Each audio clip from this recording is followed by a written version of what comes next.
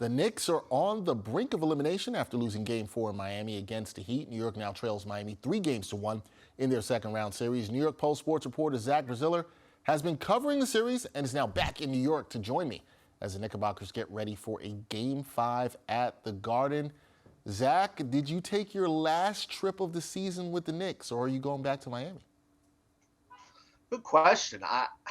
My gut says last trip, just based on how much they've been outplayed in this series and just how well the Heat are playing right now.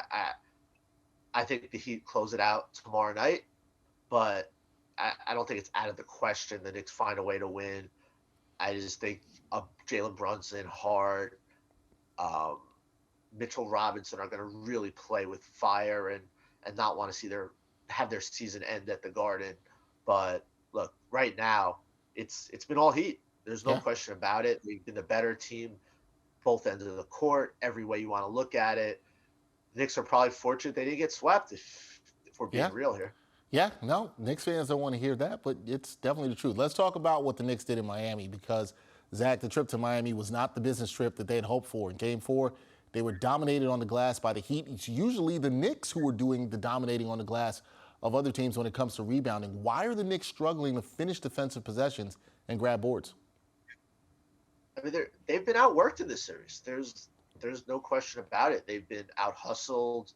Bam Adebayo has been by far the best big man in this series. I don't think that's a huge surprise that he's been the best big man, but it is somewhat of a surprise that Mitchell Robinson, especially, and Isaiah Hartenstein have not been better. I think Robinson is really bothered by a hip. I don't think there's any doubt. You watch him move around. To me, he's not moving around with the same quickness. He's kind of cheating on certain plays because maybe his lateral movement isn't there. And Adebayo, back-to-back double-doubles. He has absolutely killed the Knicks in the paint. And that, to me, is really the biggest surprise of this series. You knew the Heat were a better shooting team.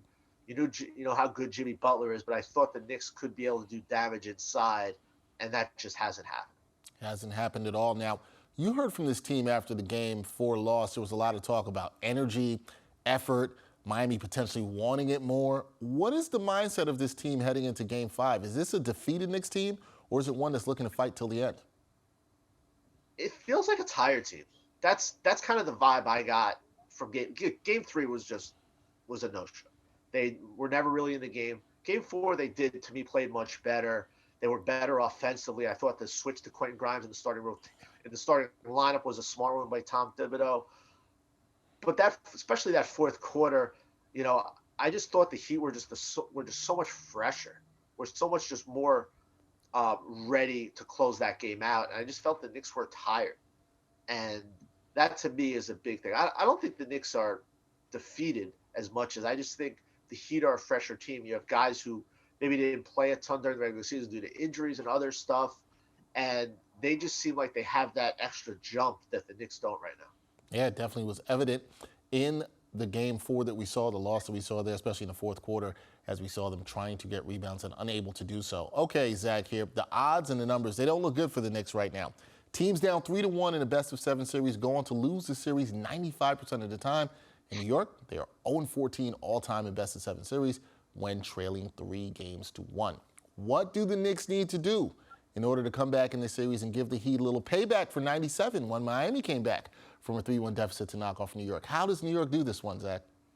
Well, unfortunately, I don't think the Knicks, there's no suspensions coming for the Heat like there were, in 97. And we all know that the Knicks got jobbed that year with some of those. But anyway, to me, it's got to be about the Knicks getting back to what made them so good during the regular season. It's got to be about them winning the loose balls, winning the rebounding battle, being the tougher team, being the more poised team, just outworking their opponent because they've been outworked in this series. There's no question about it.